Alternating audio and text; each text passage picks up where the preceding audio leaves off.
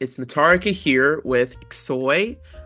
He is a very, very well-known replay maker and parkourist from the Toribash community. So to start this off, I wanted to ask a little bit about yourself and ask where you're from. Well, I'm from Sweden, a little farmer boy by grounds, basically. So how did you like first discover Toribash? Like what's your story about like how you first got introduced to it, how you first got into it?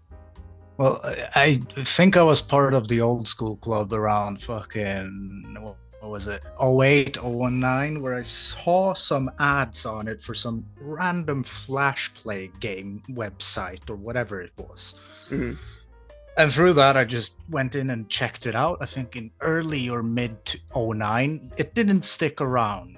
Then I think it was somewhere around 2010 where I just saw it again and decided to try it out again. Then I played single player for a good while, Hmm. but I didn't ever make an account. I didn't even realize that you could go online. Then I think it was early 2012 is where I made my account, and that's history began, I guess.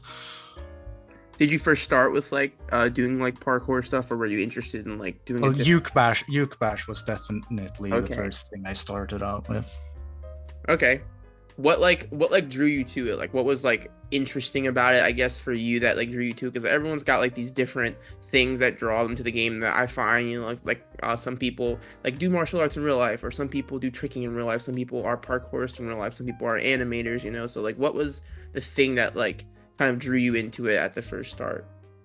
Well, I've always loved fighting games, and just being able to make whatever it is you want really was appealing. I come from no real background Yeah. with like parkour tricking or that, but I did do Muay Thai when I was 17 to 21. Hmm. Um, so I guess the fighting and sparring comes from that, but uke bashing is just fun. You just get to destroy uke for a bit.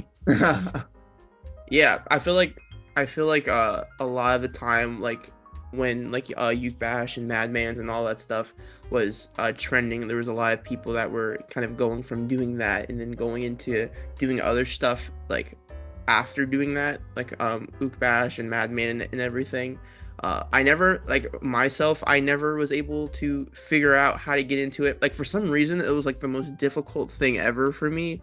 I remember I started with doing I went from Aikido and then I jumped straight into X-Par from Aikido. Mhm. So I kind of missed that whole kind of Uke Bash stuff. I But I think remember I tried to do it, and for some reason, like it's almost like the opposite issue with like it's like the opposite like thing that people find difficult about like realism and MMA on the game. It's like for some reason like having the gravity that low, it's just like I couldn't figure out how to do what it was like I was trying to do.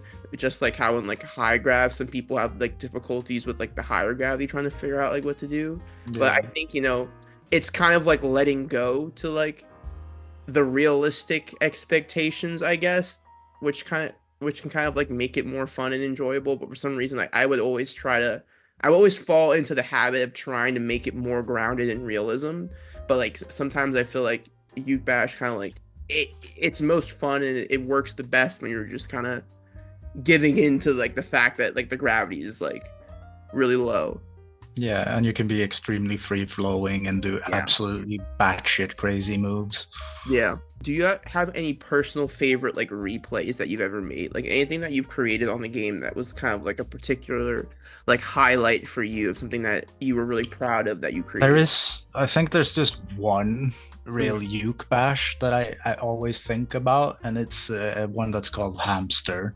Mhm. I would It's definitely. probably my most favorite one, and I think I made it in like 2020, something like that. But there's a bunch of them that are fun to me, of course. There's a bunch of parkours I like to look at back and every now and then. I think there's that one that for some reason is still in stock. It's the The rooftop one? yeah, the Assassin's Creed mod, Yeah, or that one's yeah, crazy. The wall hopping thing. I remember everyone was losing their minds over that. yeah. And then there's also that old segment from the Ninja Warrior thing, what Coach did. Yeah. I Yeah. remember that's a lot of where people started to like I don't know, recognized me that was decent at parkour or better. Yeah. Because I did just made my own route, Yeah. basically. Yeah. Between like your time doing like a lot of like uke-bash and Madman, do you think that you had more fun on the game doing that stuff, or more like when you start to get into doing like parkours and everything? Like what was more fun for you? Well, it's a very different thing because I started punching out uke bashes so fast I could do them in about 20, 30 minutes. So it wasn't really like I wasn't playing the game as much and I could pump out replays. Yeah. When I sat with a parkour or like a long self spar or something, you just sat there for hours watching a show at the same time. Just it was basically therapy. Yeah. Do you have any like favorite memories from like a multiplayer, like any like people that you've played with, or any favorite sort of moments? Well, I can't deny, even though I both love and hate the absolute little prick, Fred is probably the best friend I have in this game, and it's because of him that I stuck around basically ever since meeting him in that once initial wushu server. And my initial sparring career started because of him, because he just told me we should spar, and ever since then we sparred like 100 times a month or something. From there, I think I started sparring a lot of other people, and he introduced me to Xioi, another fellow Swede, and he taught me some stuff here and there, and then I just broke up open into all of the other well-known people such as Swex, Large, Obasu. There's too many to name. Yeah. So would you say that like community has played a large role in like why you stayed a part of the game and why you stayed playing the game? Most definitely, especially the later years, because it's just not been a game, it's been a chat simulator with a game in it. Yeah. Yeah, I definitely think that's a very important thing that a lot of people don't realize about the game, is that like how much the how much the quality of the game and the quality of your time spent on the game goes up when you find your tribe, when you find your people, when you find a group of people to kind of play with. Because when you're just playing by yourself and learning, you can have some fun, but sometimes like learning with another person and experimenting with another person is where, I feel like the game really kind of takes off, at least the concept. Yeah, I have my biggest example of that with Mac from around 2016 and forward, because that's when he started playing a lot and he became incredibly stupidly good at uke bashing and tricking. And it was so fun because every day he posted a replay, and then I was like, I gotta post something now, god damn it. And then every time I did it, he just DM'd me, god damn, I was gonna take this day off. Yeah, I feel like that, like that's what I loved like a lot about the community in the old days, is like when there were so many good people that were in the community who were very active, and there was this kind of like this like competitive kind of like this like tit for tat kind of going back and forth, where like someone would like post a replay and it would inspire like 3 other like really good players to like to try to do something on the mod, and you'd get like this really cool back and forth of a lot of cool content that was being released, based on other people's content, which kind of leads me into my my next question of like, who in the Toribash community do you think inspired you or continues to inspire you most, and how they've influenced you? I think the start off of that is probably XLR, Accelerate for Life. Very, very incredible parkourist, but unfortunately he quit. But he was the one that boosted me the most when I started with it, because we had that little, I guess, rivalry at some point, because we kept doing replays on the same mods and then seeing somebody, he saw me do something, then he tried to do it, and then I did something he did. It was very back and forth and fun. Yeah, definitely. I had a friend that I played with a lot. His name was like iAce or like whatever back then. Yeah, I recognized that. Yeah, he was always on with me, and whenever I'd come on, he'd come on, and we would kind of spar a lot together, and he kind of inspired me to get better. Tripstone, he was the leader of Evo for a while, and like he was always kind of like really hard on me about like, oh, like like you've got good sparring, but like there's like these little things that you could do to be better. And I was always very like like why should I listen to you? Like you're not that good at sparring yourself, you know. And I'd always kind of like bicker and argue back with him about him trying to give me critiques about like what I could do to, you know, like move better or like generate more power or like whatever it may be. But like I finally was like, fine, I'll like take the tips that you're giving me, and you know, it's kind of helped me create moves in my sparring that I feel like I never would have, you know, discovered otherwise. And it's something that I've kind of built into like what I do. So like I definitely agree that like community and like how everyone helps each other or challenges each other is so integral and important to like, you know, improving or, you know, just like finding fun on this game. Hmm. Yeah, I agree fully. Yeah.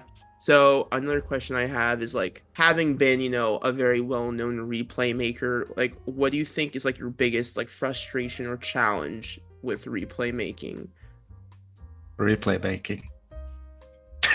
It's as simple as that. It's I just know like it itself is challenging.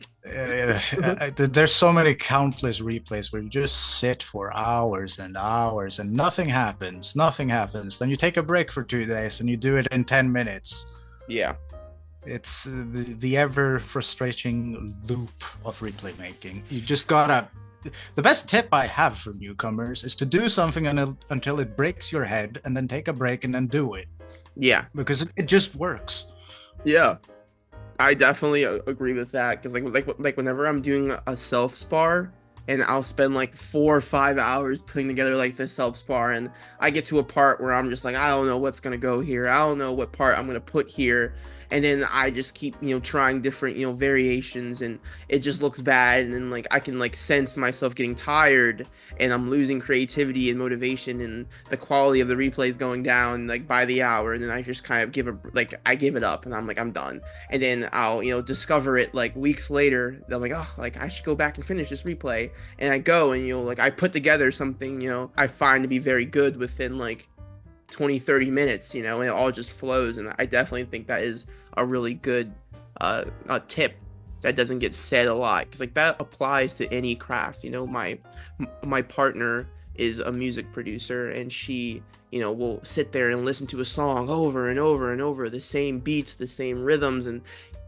she starts to not notice, you know, like what the issues are after listening to it so many times. But then she takes a break from it and comes back, and the problem is so apparently clear, and she fixes it instantly. So it's like a lot of people who are like maybe learning how to run, or who are trying to learn how to climb, or, you know, trying to learn anything in the game, it could be really important thing to try, just like going to something else and coming back to it, and, you know, it'll make sense later, you know, on fresh eyes. So like when it comes to replay creation or just like playing the game, if you want to answer it from that perspective, what's like a feature that you would change or add to make it easier for yourself or more fun? Honestly, the game is actually, it feels so well, and that's the reason the replay making side of it has survived. Even though it's dwindling, it has survived for so many good years. Mm-hmm. There's not really anything you can add with the mechanics or physics or so, but so the only thing I can add on to it is just the mod maker, make it more viable to do whatever you want in the same concept as replay making. Yeah, I definitely agree with that. That's something I've been campaigning for a very long time. Yeah. But he has added some stuff, you know, like that has definitely helped, like increasing the object limit he just added recently, Sir, and also increased the amount of jointed objects. He bumped that up as well, which is, you know, that's good too. A lot of us really want just like brand new shapes, is something that would, you know, allow us to experiment in different ways with just like the architecture and form of these mods. But, you know, hopefully one day soon, you know, it's something that'll be viable and possible, but, you know, only time will tell. Yeah. So in the future, do you ever see like a reality or like a certain circumstance in which Toribash can return to the popularity that it, you know, had at its height, or and if not, why, or if so, why? It's such a hard question because I feel like that indie game period is actually on the boom. So it's very plausible because most AAA games are flopping over left, right, and center with bad releases, bad optimization, etc. So it's very plausible if we have good marketing. Yeah. Because that's what kind of killed it with Toribash Next a bit as well, because the marketing was next to non-existent. Yeah, definitely. And Toribash has it's proof of working with marketing, because the Steam Greenlight, it brought in so many people that stuck around from it. Yeah. So it's very plausible that it can happen, but I personally, I don't see it happening. Yeah. Purely on the marketing basis. Yeah. I personally think that, because like I was like thinking a lot about like Toribash Next and everything, and just like how all of that kind of was like pulled off, I guess, because like from like watching it from an outside perspective, and then there was like a very small brief time where I got to like work a little bit on it and then be around for some of like those decisions being made. And I feel like I'm trying to think like, okay, like would it be more beneficial, like if we were to think about like ways forward for Toribash as like an intellectual property? There's like Toribash, there's like that old game Mini Bash, and then there's the Toribash mobile that, you know, just got made in like the Android, iOS, and all that. And then there's Toribash Next. And I'm just like, all right, if they were to kind of pull together all their resources and maybe they did get funding, like what would be the best thing to push forward? Should they like dump it into Toribash? Should they try to, you know, prioritize variety, you know, and try to like put an equal amount in Toribash Next, Mini Bash, you know, or should they try again, you know? Because I just feel like I don't know what happened. I'm not really quite sure what happened when they like between the time when they first announced Toribash Next on the forums and when they actually started to make real progress on it, like years later.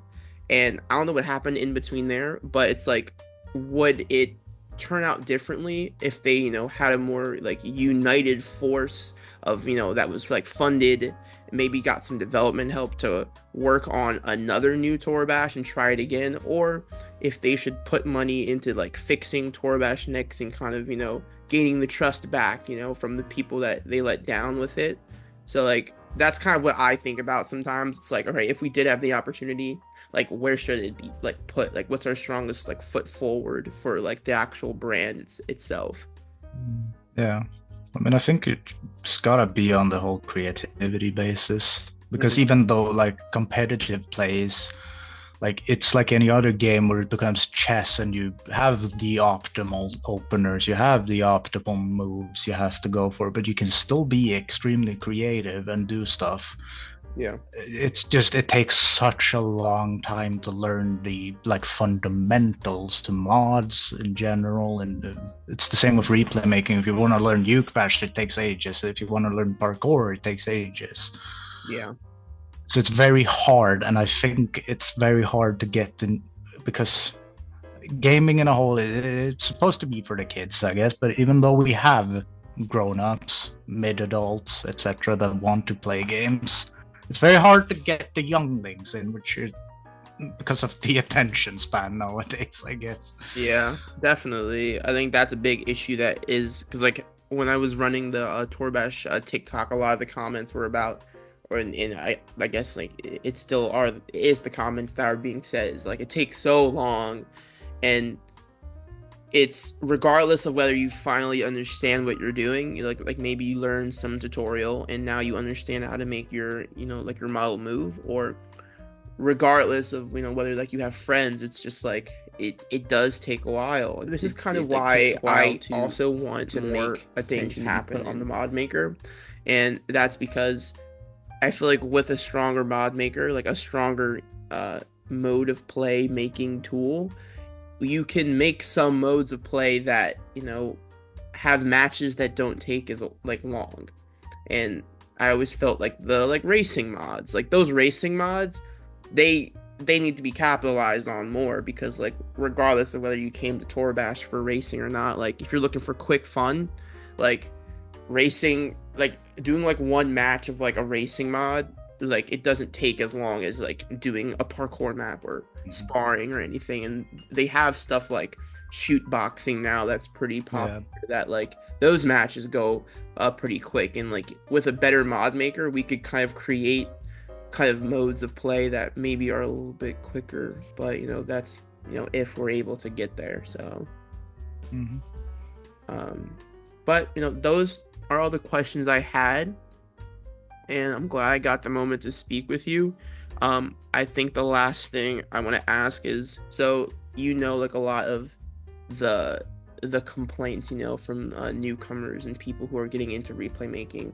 I make tutorials on the channel, and I'm trying to like figure out a way to explain Toribash in a way that doesn't seem like you need a degree to understand it, because like I talk to people in the realism community, and this is something that we have discussions about back and forth. It's like, how do you actually like teach Toribash, because if you start using like terms that have to do with like body mechanics, like like how to use torque or like how to generate momentum by like working with your center of gravity and blah blah blah blah blah, and all these words that like sound like you're giving like a fitness class or like a martial arts class, it's like you lose like a good 2/3 of your students and people who are trying to learn this game, because like some of those like body mechanics words just don't translate to like someone who's like a teenager just trying to figure out how to do a kick. They want to all they want to hear is like click this joint, hit space, click this joint, and you got a perfect kick. They don't want to hear exactly. They want it spoon fed, which is just not it's not the solution. Exactly.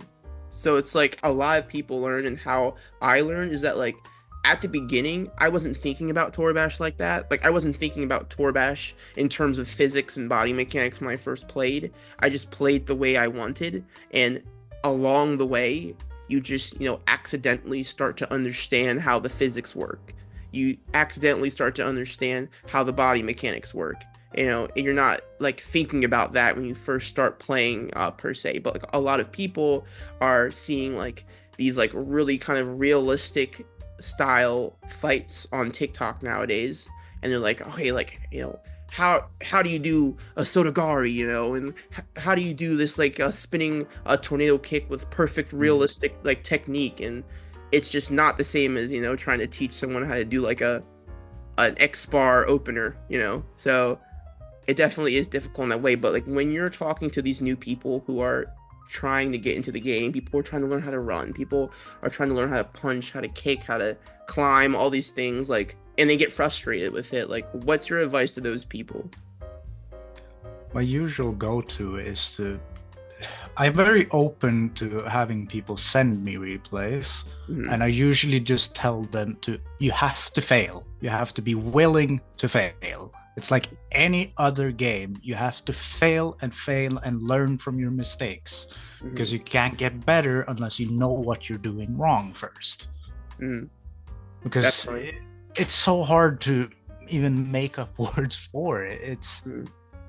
Take example A of running. It's the most common question. How do I run? Why am I falling over? Why am I taking a step over here? Have you tried to look at what happens when you do something? Why is it happening?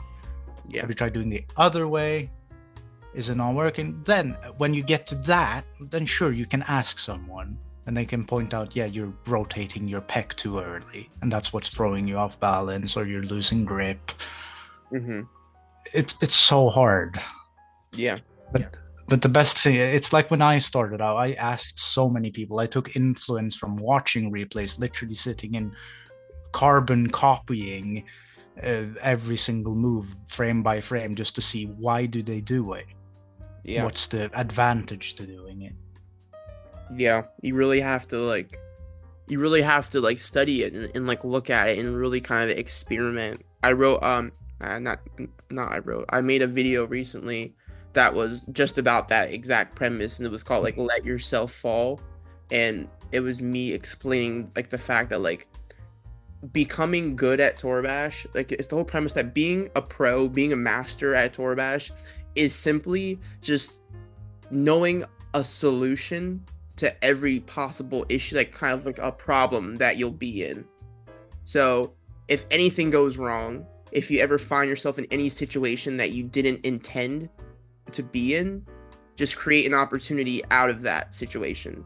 Don't like stop and be like, I messed up, you know, like just push through it, you know, because like that's like a lot of people, like I would try to run and I would fall over, and instead of being like, oh, I failed to run, I would just keep going and try to learn about what I can do if I fall out of a run that still looks good. And then eventually I have a solution for that. And then if I try a different way and I mess up in a different way, I'm like, okay, like what can I do in that situation? But if I keep starting over and keep saying I'm messing up, I'm never going to really learn like what to do in those situations, but fall flat on my face. But if you just kind of like give yourself more time to play around with the bodies and like the physics engine, you'll come up with a solution to pretty much any kind of situation you're in to kind of keep going. Mm-hmm. That's why I always push for people to start learning in multiplayer with someone. Yeah. Because it's way more fun to sit and talk to someone while, sure, you fail, but then you can just keep going and you can still have a chat. That's why parkour in multiplayer is so fun. Even if you mess up, you can have some cool bits in there. Who cares? Yeah. It doesn't have to be a picture-perfect replay every single time. That's not gonna happen. Yeah. I definitely have a lot of bad ones. So God, yeah. I have some too. So yeah, you know, that's the fun of it, is just, you know, trying and failing and just, you know, experimenting and, you know, seeing what comes out of that. But all right, we got 9 more minutes, so like we can go and wrap it up here. It was a pleasure to have you on. Like everything you said was definitely words of wisdom, very helpful, and I know like tons of people are gonna find value in it. So thank you. No worries. It was fun being here. All right, so this is MATARIKA and let's see if I can say this right. Xioi. And thank you for listening.